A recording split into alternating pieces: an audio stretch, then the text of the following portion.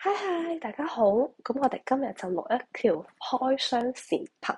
咁其實全部嘢都係我10月初嘅時候喺拼多多上邊買嘅一啲收納啊，同埋平時日常生活我會用到嘅嘢嘅。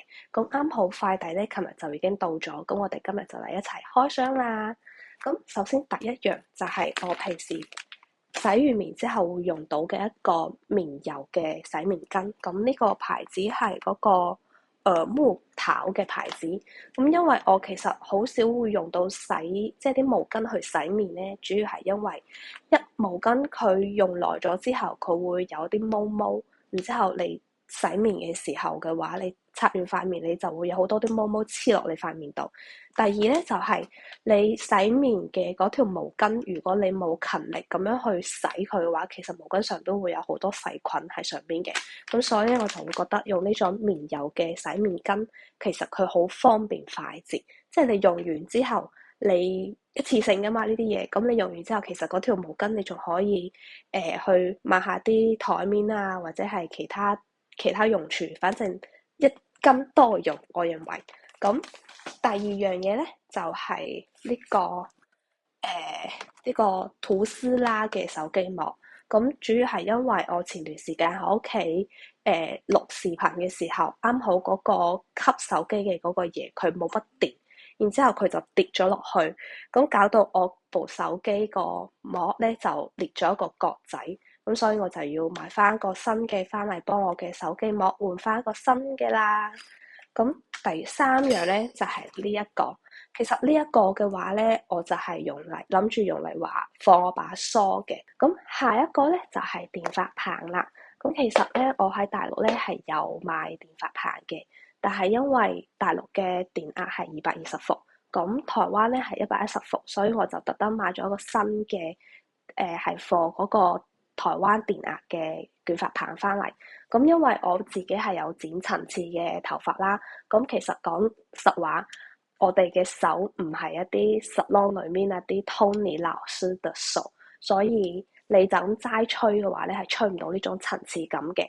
咁所以就需要一個電髮棒或者係直髮器。咁下一個咧就係我嘅化妝梳同埋化妝刷嘅一個清洗劑啦。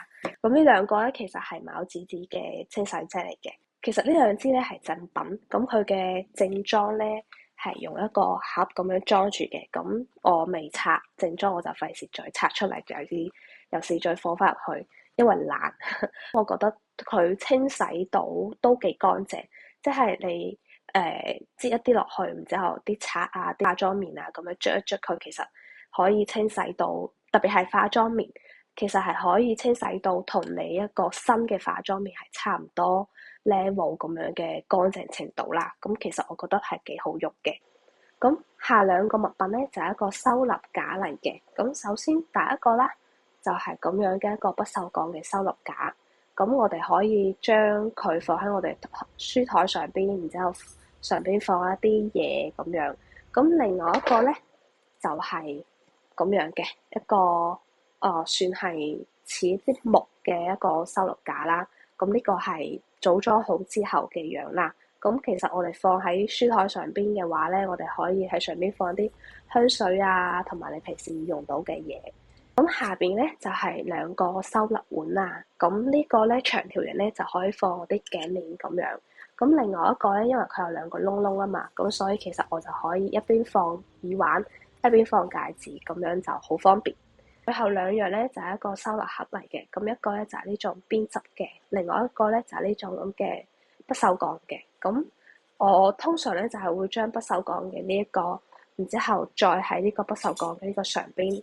咁呢啲盒上邊咧，你可以放你嘅爽膚水啊、你嘅精華啊、乳液啊、面霜啊，或者係你可以放一啲你化妝會經常用到嘅，譬如話啲咩粉底液啊、腮紅啊、眼影等等。咁好啦，我哋今日嘅開箱視頻就到呢度結束啦。如果大家想要我開箱啲咩嘢嘅話咧，可以喺下方留言啦。咁同時，如果中意呢條片嘅話，唔該點讚、收藏同埋追蹤。咁我哋下條片再見啦，拜拜。咁其實最後兩樣咧就係一個收納盒嚟嘅。咁一個咧就係咁樣一個珍珠嘅，誒咁其實呢兩支咧就係一個贈品嚟嘅。咁其實呢兩支好啦。